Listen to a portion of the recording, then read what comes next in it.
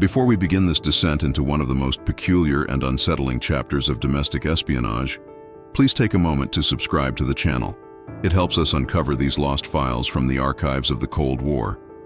In the autumn of 1962, the small town of Fairview Falls, Ohio, was the very image of the American dream.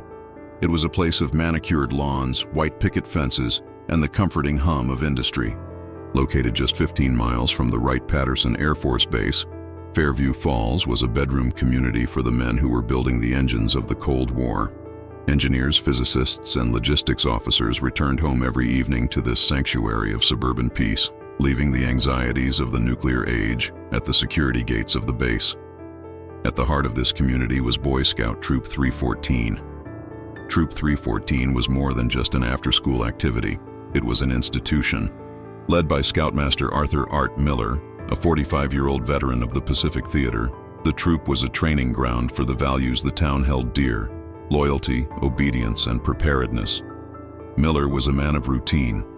He believed in the handbook, he believed in the uniform, and he believed that a well-tied knot could solve half of life's problems. But by September of 1962, Art Miller was a man overwhelmed. The troop had grown to over 40 boys, and his assistant scoutmaster had recently moved to Arizona for his health. Miller was drowning in paperwork, merit badge applications, and the logistics of the upcoming fall jamboree. It was into this vacuum of leadership that Vincent Vance walked on a rainy Tuesday evening in October. He appeared at the door of the church basement where the troop held its meetings, shaking the rain off a beige trench coat. He was a man of indeterminate age, perhaps early 30s, with a polite smile and a firm handshake. He introduced himself as a new resident of Fairview Falls, a bachelor who had moved to the area to work as a freelance technical illustrator. He told Miller that he had been an Eagle Scout in his youth, back in a small town in Oregon, and that he wanted to give back to the organization that had shaped him. To Art Miller, Vincent Vance seemed like a gift from Providence. Vance was soft-spoken but commanding. He knew the handbook better than the boys did. He could identify every tree in the Ohio Valley by its bark. He knew how to splice rope, and he possessed a patience that Miller, with his fraying nerves, envied. When Miller asked for references, Vance provided letters from a troop in the Pacific Northwest and a character reference from a pastor in Portland. Miller, desperate for help and trusting by nature, glanced at the papers and filed them away. He didn't know that the church in Portland did not exist. He didn't know that the troop number on the letterhead had been disbanded in 1955. And he certainly didn't know that Vincent Vance was actually Vitaly Volkov, a lieutenant in the KGB's 1st Chief Directorate, trained in the illegals program to blend seamlessly into the fabric of American life. The infiltration began not with a bang, but with a whisper. Vance didn't ask about the Air Force Base. He didn't ask the boys what their fathers did for a living. Instead, he made himself indispensable. He reorganized the supply closet. He fixed the broken axle on the troop's utility trailer. He taught the boys a new method for sharpening their pocket knives that resulted in a finer edge than Miller had ever seen. Within 3 weeks, the boys of Troop 314 idolized him.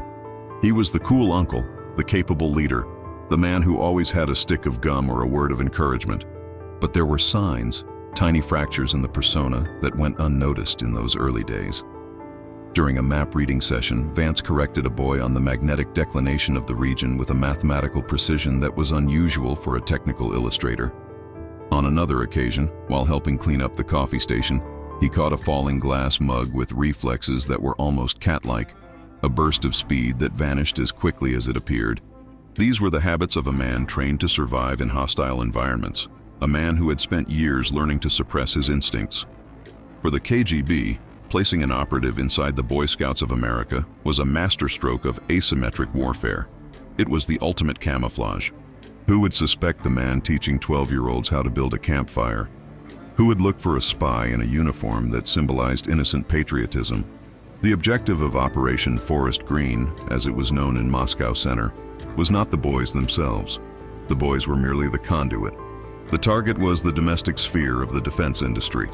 The target was the conversations that happened when guards were down, the documents left in briefcases on kitchen tables, the schedules and stresses of the men who were designing the guidance systems for the Minuteman missiles. And Vincent Vance was perfectly positioned to listen. The success of an illegal A spy operating without diplomatic cover relies entirely on the architecture of trust. They must build a life that is so mundane, so aggressively normal, that it deflects all scrutiny. Vincent Vance was a master architect. Throughout November 1962, as the world held its breath during the Cuban Missile Crisis, Vance was the picture of calm stability in Fairview Falls. While parents gathered around television sets, terrified by the prospect of nuclear war, Vance was in the church basement teaching the boys about survival. But he wasn't teaching them about fallout shelters or radiation. He was teaching them about foraging, about water purification, about staying calm in a crisis. Panic is the enemy, he told the troop in a voice that was soothing and steady. A scout is brave because a scout is prepared. This stoicism endeared him to the mothers of the troop. To them, he was a stabilizing force for their sons in a frightening world. He was invited to dinner parties. He was asked to chaperone school dances. He became a fixture in the community. And it was at these dinner parties that Vance began his real work. The social dynamic of Fairview Falls was dictated by the hierarchy of the base and the defense contractors that supported it. The fathers of Troop 314 were a who's who of the aerospace industry. There was Robert Henderson, a senior propulsion engineer. There was Dr. James McAllister, a physicist working on radar cross-sections. There was Colonel Frank Patterson, a logistics officer for the Strategic Air Command. Vance's approach was subtle. He never asked direct questions about work. That would be a violation of social etiquette and poor tradecraft. Instead, he used the bored listener technique. At a potluck dinner in the Henderson home, while the men stood in the backyard smoking cigarettes, Vance would steer the conversation toward general grievances. He would complain about the traffic on the highway leading to the base, prompting Colonel Patterson to vent about the shift changes and the new security checkpoints that were causing delays. "It's the new perimeter protocols," Patterson said, exhaling a cloud of smoke. "Ever since they started moving the X-15 components, the MPs are checking every badge twice. Takes me an hour just to get to the silo complex." Vance nodded sympathetically, taking a sip of his beer. He didn't ask what the X-15 components were. He didn't ask where the silo complex was. He simply filed the information away. New perimeter protocols, X-15 involvement, delays at the North Gate. This was intelligence gold. It allowed Moscow to track the operational tempo of the base without ever setting foot near the fence line. But Vance went further. He utilized the boys to map the daily routines of the targets. He introduced a new merit badge challenge, community citizenship. The assignment was for the boys to keep a detailed log of their neighborhood for a week. Traffic patterns, when the streetlights came on, when the mailman arrived. It seemed like a lesson in observation. When the boys turned in their logs, Vance reviewed them with the diligence of a teacher. But he wasn't grading them on penmanship. He was looking at the data. One boy, Timmy McAllister, noted that his father, the physicist, had been coming home at 3 a.m. on Tuesdays and Thursdays. Another boy noted that a black sedan with government plates visited the Henderson house every Friday evening. Vance copied these details into his own encrypted logs. He was building a matrix of the town's rhythm. He knew who was stressed, who was working on critical deadlines, and who might be vulnerable. He learned that Dr. McAllister was having financial troubles because his son mentioned that they couldn't afford a new sleeping bag for the winter trip. He learned that Robert Henderson was drinking heavily because his son mentioned finding bottles in the garage. Vance was careful to maintain his cover story. He actually did work as a technical illustrator. He rented a small studio apartment above a hardware store and spent his days drawing diagrams for washing machine manuals and automotive parts catalogs. He paid his taxes. He subscribed to Life magazine. He even joined a bowling league, though he was careful to cultivate an average, neither too good to attract attention, nor too bad to be a burden on the team. The genius of his integration was that he became the person everyone relied on, yet nobody truly knew. He was a mirror, reflecting back what people wanted to see. To Art Miller, he was the loyal deputy. To the mothers, he was the polite bachelor. To the fathers, he was a harmless artist who wouldn't understand the complexities of their classified work, making him safe to talk around. By December, Vance had established a secure line of communication with his handlers. He didn't use high-tech radios or dead drops in dark alleys, at least not yet. He used the troop's newsletter, Vance had volunteered to type up and mimeograph the monthly Troop 314 Gazette. Buried within the innocent articles about knot tying contests and cookie sales were code phrases. A reference to a successful hike at Blue Ridge might signal that he had gathered intelligence on troop movements. A request for more volunteers for the bake sale might indicate that he needed a resupply of cash. He mailed a copy of the newsletter to a grandmother in New York City, a sleeper address that forwarded the intel to the Soviet consulate. The innocence of the medium was its greatest defense. Who would decode a Boy Scout newsletter? In January 1963, the winter in Ohio was brutal. Snowdrifts piled up against the fences, and the wind chill dropped well below zero. But for the Boy Scouts, winter camping was a rite of passage. It was the polar bear patch weekend, a test of endurance that the boys looked forward to with a mixture of excitement and dread. Traditionally, the troop camped at Lake Owassa, a state park about 20 miles south of town. It was a safe, well-known location with heated bathrooms and park ranger patrols. But this year, Vance suggested a change. "The boys are getting soft, Art," Vance said one evening as they reviewed the roster. "Lake Owassa is practically a resort. If we want to teach them real survival, we need to go somewhere rugged." Art Miller hesitated. He was protective of the boys, and the weather forecast was grim. "Where were you thinking, Vincent?" "Summit Ridge," Vance replied smoothly. "It's technically on public land, bordered by the National Forest. High elevation, dense tree cover. It's where real frontiersmen would camp." Miller frowned. "Summit Ridge? Isn't that near the old fire watchtower? That's pretty close to the restricted zone for the radar station." "We'll stay well clear of the boundary," Vance assured him. "I scouted it myself last weekend. There's a beautiful valley just below the ridge. It blocks the wind, plenty of deadfall for firewood. It's perfect." Miller studied the map Vance had laid out. The location was indeed isolated. It would be a challenge for the boys, a chance for them to prove themselves. And Vance, as always, seemed to have thought of everything. He had marked water sources, emergency evacuation routes, and the best spots for latrines. Miller's resistance crumbled under Vance's competence. "All right," Miller said, "but we stick to the buddy system, no wandering off." The location Vance had chosen was not random. Summit Ridge sat exactly 4 miles due east of the Fairview Creek radar installation, a critical node in the early warning system designed to detect Soviet bombers coming over the pole. The radar dishes communicated with the Strategic Air Command via a microwave relay tower located on the adjacent peak. Vance's mission directives had shifted. Moscow didn't just want gossip from dinner parties anymore. They needed technical data. Specifically, they needed to know the frequency modulation of the microwave relay. If the Soviets could intercept and decode that signal, they could theoretically blind the US radar network in the event of a first strike. But the signal was directional, a tight beam shot from tower to tower. To intercept it, one had to be in the line of sight, in a specific geographic corridor, with sensitive equipment. The camping trip was the cover for the intercept operation. The troop departed on a Friday afternoon, a convoy of station wagons loaded with canvas tents, sleeping bags, and coolers. The mood was high, the boys singing songs as the vehicles crunched over the snow-packed gravel roads leading up into the hills. They parked the cars at a trailhead and hiked the final 2 miles in. Vance took the lead, setting a brisk pace. He carried a heavy rucksack, larger than anyone else's. When one of the boys asked why his pack was so big, Vance laughed. "Extra hot cocoa and marshmallows," he joked. "And a few surprises for the campfire." The surprise was a PRD-1 portable receiver, a piece of Soviet military hardware broken down into components and concealed inside a hollowed-out medical kit and a false-bottomed cooking pot. They set up camp in the valley Vance had described. It was a picturesque bowl of snow and pine, sheltered from the wind.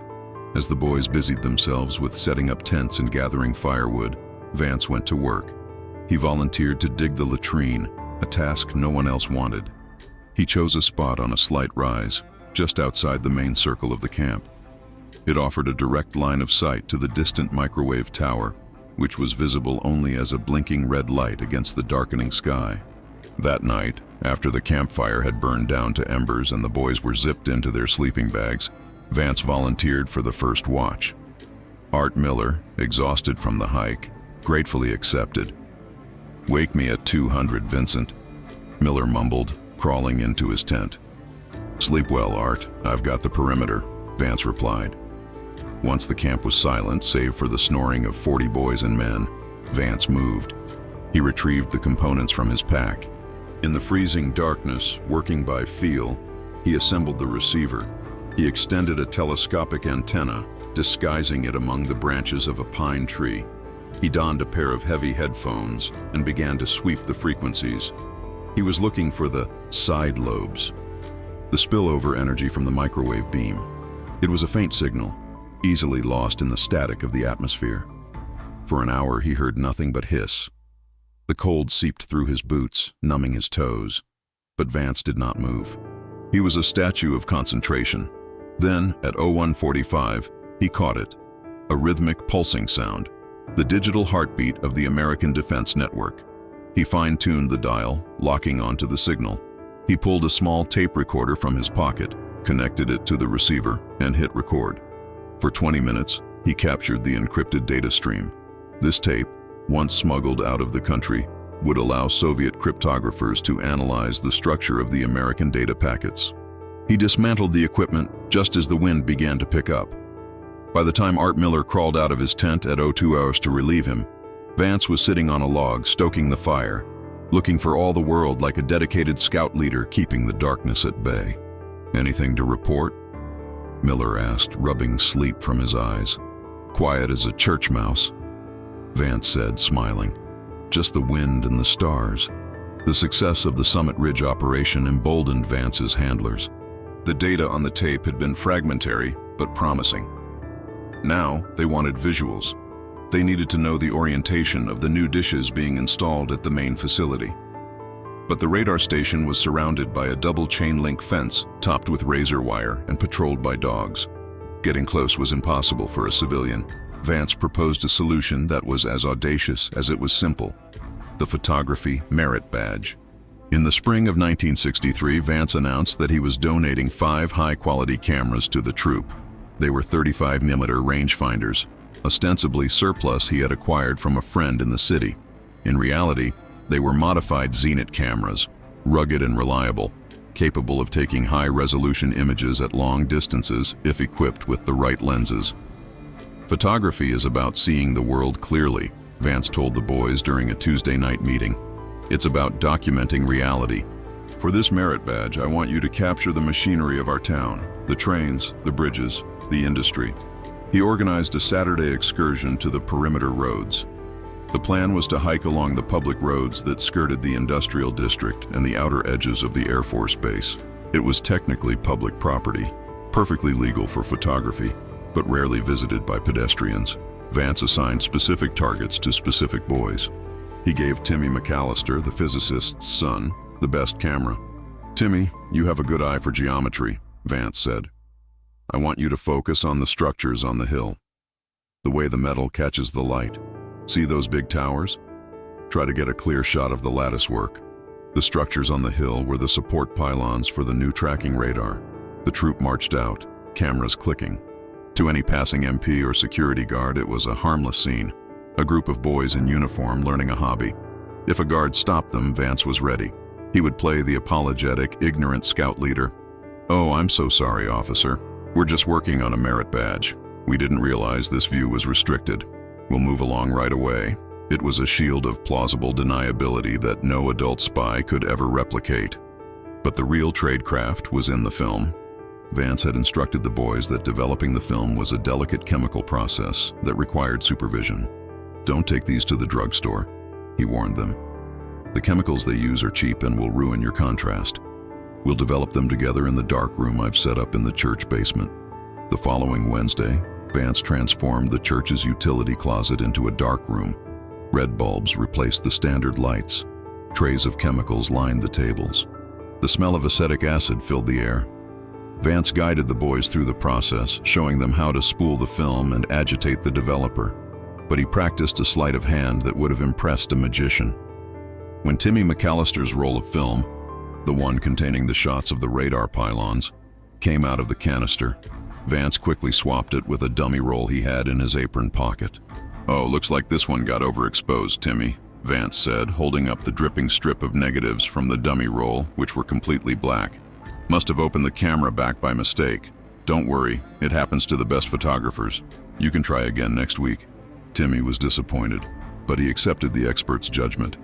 Vance pocketed the real negatives. Later that night, in the privacy of his apartment, he developed them. The shots were perfect. The boys, lacking the context of what was sensitive, had simply framed the most interesting shapes they saw. Timmy had captured the exact angle of the new dish array, revealing its tilt and traverse limits.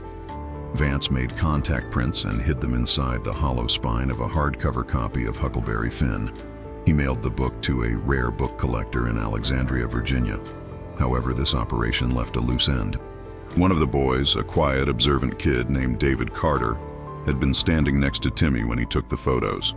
David was the troop scribe, a boy who remembered details. During the darkroom session, David had frowned when Vance declared the film ruined. "But Mr. Vance," David had whispered to Art Miller later that evening. "I saw Timmy check the camera. The counter was on 0 when we started. He didn't open the back." Miller, distracted by a budget report, had patted David on the shoulder. "Sometimes the mechanisms jam, David. Mr. Vance knows what he's doing." But the comment lodged itself in the back of Art Miller's mind. It was a tiny seed of doubt, the first crack in the facade that Vance had so carefully constructed. By the summer of 1963, Art Miller began to notice things. They were small things that a less meticulous man would have dismissed. But Art Miller was a man who noticed when a tent peg was missing or when a knot was tied with a left-hand twist instead of a right. The first anomaly was the maps. Vance had brought in a set of new topographical maps for the upcoming jamboree. He claimed he had ordered them from the U.S. Geological Survey. They were crisp, detailed, and covered the entire county. But one evening, while planning a hike route, Miller noticed something odd about the contour lines near the reservoir. Miller had hiked the reservoir area for 20 years. He knew every ravine and ridge. The map Vance had provided showed a depression in the terrain that Miller knew didn't exist. It also marked a logging road that had been overgrown since the 1940s as passable. Miller pulled out his old, beat-up Army Corps of Engineers map to compare. The scales were slightly different. The symbology on Vance's map used a slightly different font for the elevation markers, a font that looked cleaner, more blocky than the standard government serif. "Vincent," Miller asked during a planning meeting, "where exactly did you get these maps? The shading is unusual." Vance didn't look up from the roster he was typing. "Ordered them from a supply house in Chicago. They said they were the latest print run. Maybe they're using a new lithography process." "Maybe," Miller said, folding the map. But the paper felt different too. It was slightly waxy, heavier than standard issue. The second anomaly was the radio. Vance had pushed hard for the troop to get involved in amateur radio. He argued it was vital for emergency preparedness. He had used troop funds to buy a Hallicrafter's shortwave receiver and a transmitter. He set up a radio shack in the corner of the basement. Miller walked in one Tuesday to find Vance wearing headphones, tuning the dial with intense concentration. The boys were outside playing Capture the Flag. Vance didn't hear Miller enter. The radio was emitting a series of rapid mechanical beeps. It wasn't Morse code. It sounded like a teletype or a high-speed data burst. Miller watched as Vance's hand moved across a notepad, jotting down groups of numbers. "Vincent," Miller said loudly. Vance jumped. His hand snapped the notebook shut instantly. He pulled the headphones off, his face flushing for a split second, before the mask of calm returned. "Art, you startled me. Just trying to tune in the Voice of America broadcast. The atmospheric skip is terrible tonight." "What was that sound?" Miller asked, looking at the radio.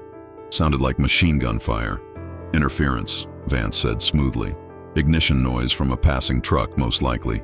Or maybe solar flare activity. It scrambles the reception." Miller looked at the notebook Vance was guarding with his hand. "And the numbers?" "Just logging the frequencies where the interference is strongest," Vance said, "so we can avoid them." Miller nodded slowly. He didn't press the issue. He wasn't a confrontational man. But later that night, he lay in bed staring at the ceiling. He had been a radioman in the Pacific for a brief stint in '44. He knew what ignition noise sounded like. That wasn't it. That was a structured signal, and the way Vance had snapped the book shut. It was the reaction of a man caught reading a diary, not a technical log. Miller decided to do something he had never done before. He decided to check up on his friend. The following Monday, Art Miller called in sick to his job at the hardware store. He got in his station wagon and drove to the public library in the neighboring city of Dayton. He wanted to verify the references Vance had given him almost a year ago. He started with the troop in Portland. He found the number for the Regional Boy Scout Council in Oregon and placed a long-distance call from a payphone in the library lobby. It cost him $3 in quarters. "Troop 599? The council secretary asked, her voice tinny over the wire. "Let me check our archives." Miller waited, sweating in the phone booth. The air was stale and smelled of old tobacco. "Sir?" The secretary came back on the line. "We don't have a Troop 599 currently active. There was a Troop 599, but their charter was revoked in 1955 due to lack of leadership. We have no record of a Vincent Vance." Miller felt a cold knot form in his stomach. "Are you sure? He said he was an Eagle Scout there." "I have the Eagle rolls right here," she said. "No Vance. I have a Van Buren and a Vargas, but no Vance." Miller hung up. He stood in the booth for a long time, watching the cars pass by outside. A clerical error? Perhaps. But Vance was so precise about everything else. Next, he called the church in Portland that the character reference had come from. The operator told him there was no listing for a St. Jude's of the Valley in the zip code provided. There was a St. Jude's, but it was a hospital, not a church. The foundation of Vincent Vance was crumbling. Miller drove home in a daze. He was a simple man, a patriotic man. The idea that he had been duped, that he had let a fraud into his troop, into the lives of these boys, made him feel physically ill. But he couldn't go to the police yet. What if he was wrong?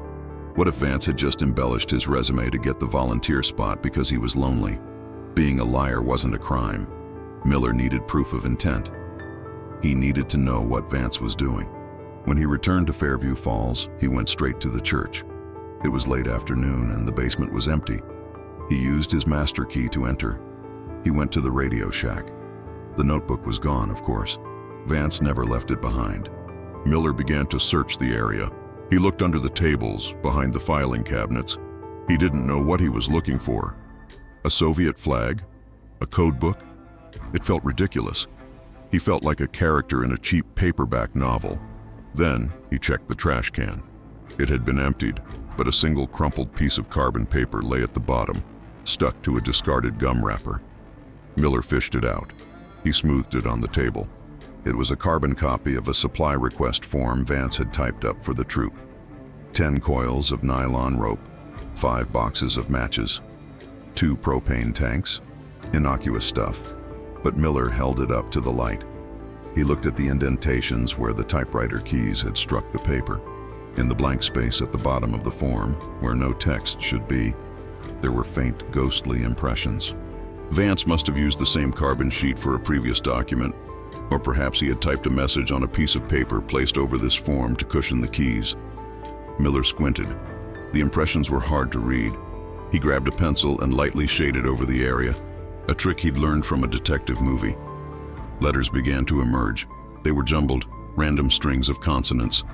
XRTQ, PLMN, ZVBY, and then a single coherent phrase in the middle of the gibberish, as if the code had briefly lapsed or a proper noun was used. Eagle Claw frequency. Miller stared at the words. Eagle Claw. That wasn't a Boy Scout term. It wasn't a camping term. It sounded military. He folded the carbon paper and put it in his wallet. His hands were shaking. He looked around the basement, at the merit badge sashes hanging on the wall, the American flag standing in the corner, the Scout law printed on a poster.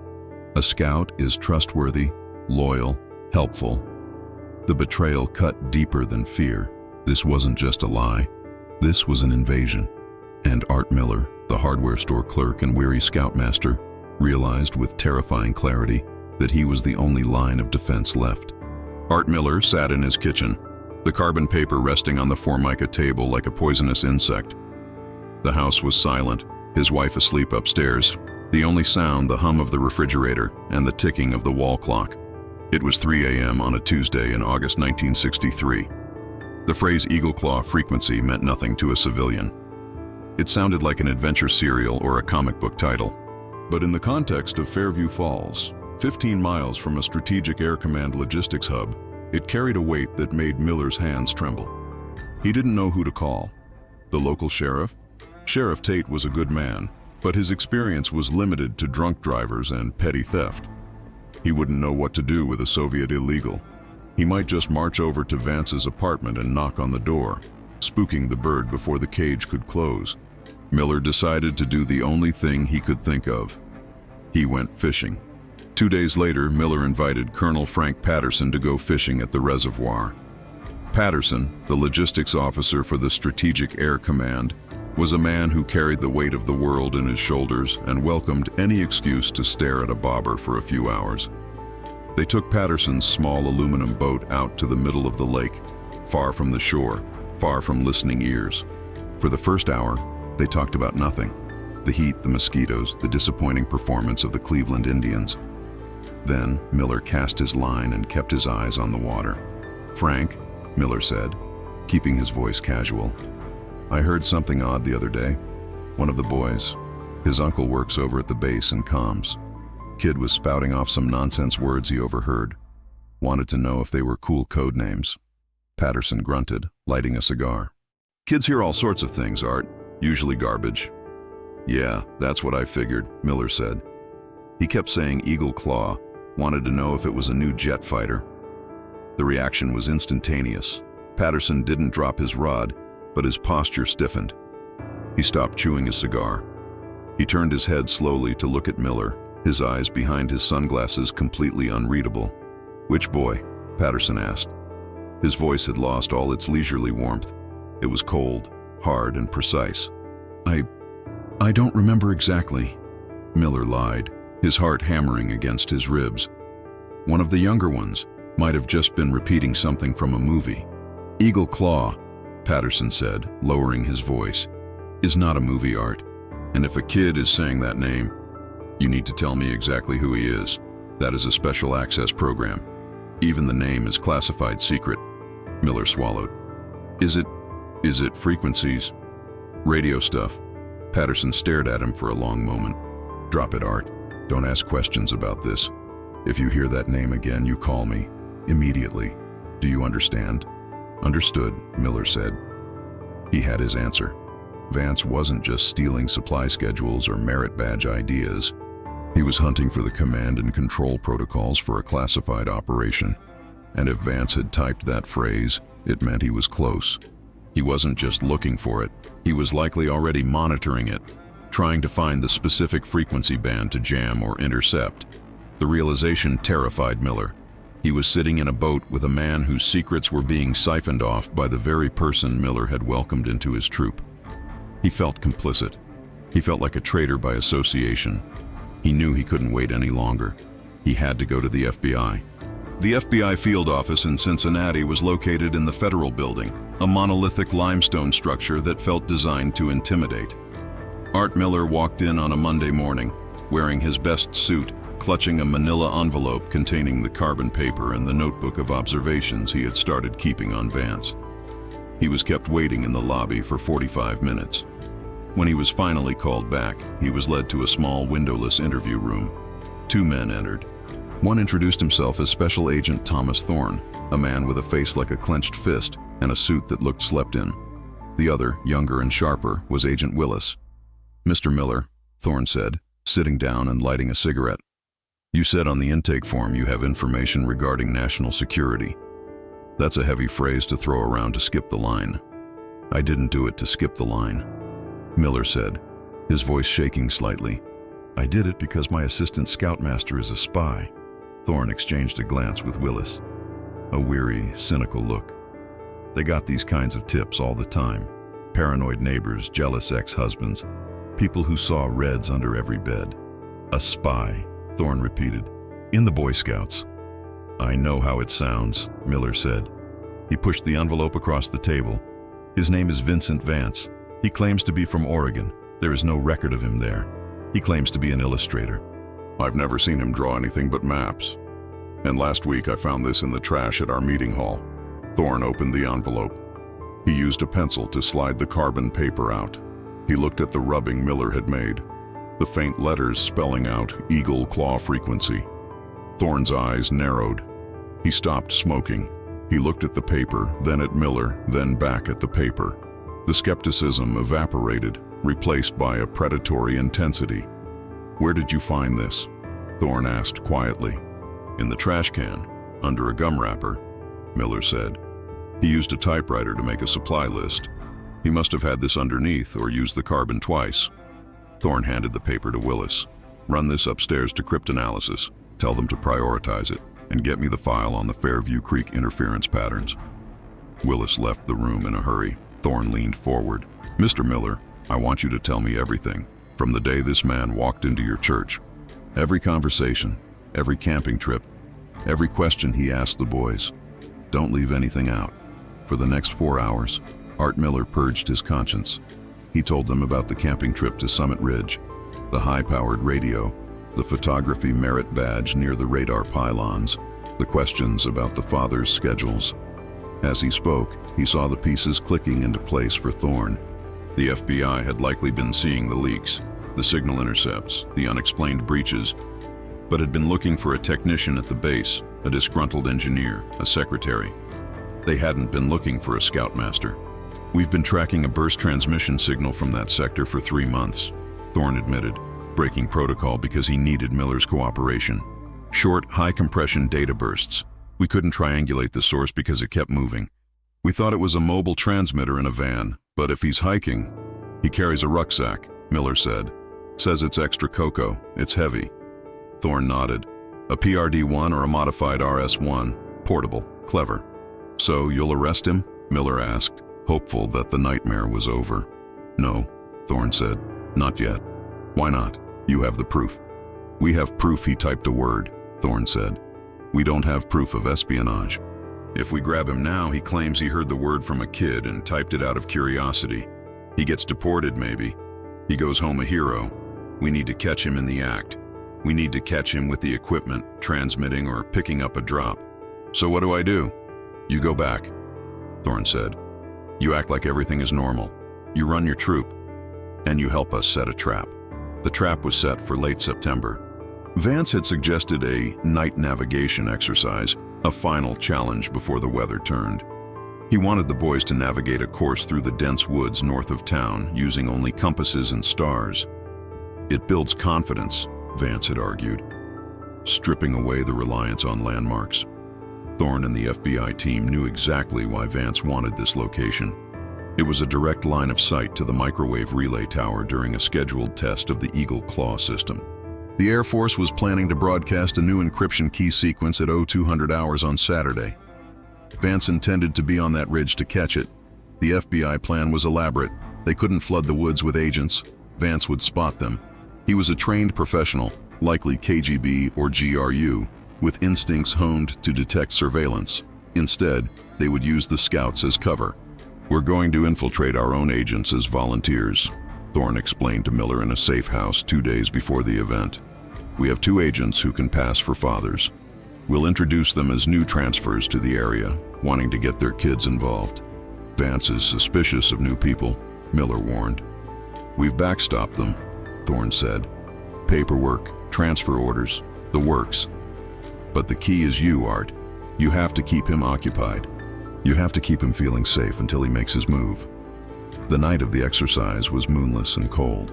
The woods were a wall of black pines. 40 boys, excited and nervous, gathered at the trailhead with flashlights and compasses. Vance was in his element. He checked their gear, adjusted straps, and gave a rousing speech about the history of exploration. Art Miller watched him, feeling a sick mixture of admiration and hatred. Vance was good with the boys. He was patient, kind, and encouraging. It was the ultimate betrayal. He was using their innocence as a shield for his treachery. "All right, Art," Vance said, clapping Miller on the shoulder. "I'll take the advance group to the northern checkpoint. You handle the younger ones on the southern loop. We'll meet at the rendezvous point at 0300. "Sounds good, Vincent," Miller said, forcing a smile. Be careful up there. It's steep. Always, Vance said. Vance led his group of 10 older scouts, including Timmy McAllister and David Carter, into the darkness. Trailing behind them, posing as a helpful parent, was Agent Willis, dressed in flannel and carrying a hidden sidearm. The woods were silent except for the crunch of boots on dry leaves. Vance moved with a predator's grace, guiding the boys through the ravines. He was checking his watch constantly. The Eagle Claw transmission was scheduled for 02:00. He needed to be at the ridge line by 01:45 to set up his antenna. But he had a problem. He had 10 boys and a father tagging along. At 01:30, they reached a clearing near the base of the ridge. Vance stopped the group. "All right, men," Vance whispered. "This is the final test. The ridge is up there, but the path is narrow. I want you to practice light discipline, total silence. I'm going to scout ahead to mark the trail. Mr. Henderson," he gestured to Agent Willis using his cover name, "why don't you stay here with the boys and help them triangulate their position? I'll be back in 20 minutes. It was a standard maneuver. Isolate the chaperone, leave the group, get 20 minutes of alone time. Willis hesitated. If he insisted on going, he'd burn his cover. If he stayed, he'd lose visual on the target. But the FBI had anticipated this. They had a thermal imaging team, cutting-edge technology for 1963, positioned on a hill a mile away, and a triangulation team listening for the burst transmission. "Sure thing, Vincent," Willis said. "We'll wait for your signal." Vance nodded and vanished into the brush. He didn't walk. He disappeared. As soon as he was out of sight, he broke into a run. He didn't go to the trail. He scrambled up a rocky ravine, moving fast and silent. He reached a rocky outcropping at 01:45 exactly. He dropped his pack. He knew he had very little time. He didn't set up the full antenna array. It was too risky. He pulled out a compact wire-based antenna and strung it between 2 saplings. He connected the PRD-1 receiver. He put on his earpiece. Below him, the woods were dark. He felt safe. He was the scoutmaster. He was the trusted volunteer. No one was looking for a spy on a Boy Scout hike. He checked the frequency. The static hissed. Then, at 02:00 on the dot, the signal came. Dat skill. The high-speed data burst of the Eagle Claw protocols. Vance hit the record button on his magnetic tape drive. The reels spun. He watched the signal strength meter bounce. He was getting it, the keys to the kingdom. With this, Soviet bombers could penetrate the jamming screen. He recorded for 3 minutes. Then, the signal stopped. "Got you," Vance whispered in Russian. He began to dismantle the gear. He had to get back to the boys. He would tell them the trail was too washed out, and they had to turn back. Simple. He packed the receiver into the bottom of his rucksack, covering it with a wool blanket and a bag of marshmallows. He stood up, brushed the pine needles from his knees, and turned to head back down the ravine. A beam of light hit him in the face. "FBI, don't move!" The voice boomed from the darkness, amplified by a megaphone. Vance froze. His hand twitched toward his belt, where a small suppressed pistol was hidden in a first aid pouch. "Hands where we can see them, Volkov," the voice shouted. They used his real name. That was the psychological hammer blow. It told him they knew everything. Vance squinted into the light. He saw movement in the trees, men in tactical gear, not the local sheriff. He calculated his odds. He was on a ridge, a drop of 50 feet behind him, federal agents in front. He was a professional. He knew when a game was played out. There was no glory in dying in a muddy ravine in Ohio. Slowly, deliberately, he raised his hands. "I am unarmed," he said, his American accent slipping for the first time, the flat vowels of the Urals coming through. Agent Thorne stepped into the light, his revolver leveled at Vance's chest. "Turn around, knees on the ground, hands behind your head." Vance complied. As the handcuffs clicked onto his wrists, he looked at Thorne. "The boys," Vance said. "Where are the boys?" "They're safe," Thorne said. "They're studying the stars. They don't need to see this." They searched his pack immediately. Thorne pulled out the receiver, the tape, the antenna. "Vitaly Volkov," Thorne said. "You're under arrest for espionage against the United States." They walked him down the backside of the ridge, away from the scout troop. A silent van was waiting on a logging road. They shoved him inside. Back at the clearing, Agent Willis checked his watch. 20 minutes had passed. "Mr. Vance is taking a while," Timmy McAllister said, shining his flashlight into the trees. "He probably found a difficult patch," Willis said calmly. "Actually, boys, I think we should head back to the main rendezvous. It's getting cold and my compass is acting up." "But the mission," David Carter protested. "The mission is to get back safely," Willis said. "Let's go." When they arrived back at the main camp, Art Miller was waiting. He saw Agent Willis give a subtle nod. Miller let out a breath he felt he had been holding for a year. "Where's Mr. Vance?" one of the boys asked. Miller looked at the group of expectant faces. The lie tasted like ash in his mouth, but it was necessary. "Mr. Vance? He had a family emergency. A ranger came and got him on the other side of the ridge. He had to leave right away." "Is he coming back?" Timmy asked. "No," Miller said, his voice cracking slightly. "I don't think he is." The disappearance of Vincent Vance was the talk of Fairview Falls for months. The official story, disseminated by Art Miller and supported by a few planted rumors, was that Vance's sister in Oregon had fallen ill, and he had returned home to care for her. A "for rent" sign appeared in the window of his apartment above the hardware store. His landlady told people he had left in the middle of the night, leaving behind his furniture. "Typical bachelor," she clucked. "Probably owed money." But the truth was far colder. Vitaly Volkov was interrogated at a safe house in Virginia for 3 months. He gave up little, but the physical evidence, the tapes, the equipment, the carbon paper, was damning. He was never publicly charged. The US government didn't want to admit that a Soviet spy had infiltrated the Boy Scouts. The PR fallout would have been catastrophic. It would have caused panic in every suburb in America. Instead, Volkov became a bargaining chip. In February 1964, on a foggy bridge in Berlin, he was exchanged for 2 American pilots who had been shot down over the Baltics. He walked back into the East, a man who had lived the American dream for a year, only to have it dismantled by a hardware store clerk. In Fairview Falls, life returned to a semblance of normalcy, but the innocence was gone, at least for Art Miller. He continued to lead Troop 314, but he was different now. He checked the rosters 3 times. He verified every volunteer's background with a zeal that bordered on obsession. He stopped trusting the quiet nights. The boys grew up. Timmy McAllister became an engineer like his father. David Carter went to Vietnam. They remembered Mr. Vance fondly as the man who taught them how to sharpen a knife and find north. They never knew that the knife skills were Spetsnaz techniques or that the maps they used had been drawn by a KGB cartographer. One evening in 1968, Art Miller was cleaning out the troop's supply closet. He found a box of old photos from the Summit Ridge trip. He flipped through them. There was the troop, smiling in front of the tents. There was the campfire, and there, in the corner of a blurry, candid shot, was Vance. He was looking away from the camera, staring intently at the distant hills, his face stripped of the friendly mask, revealing the cold, calculating calculation of the spy. Miller took the photo and walked over to the trash can. He hesitated, looking at the ghost of the man who had almost succeeded. Then he struck a match, held it to the corner of the photograph, and watched it burn until it was nothing but curled black ash. The Cold War was fought with missiles and treaties, with armies and embargoes.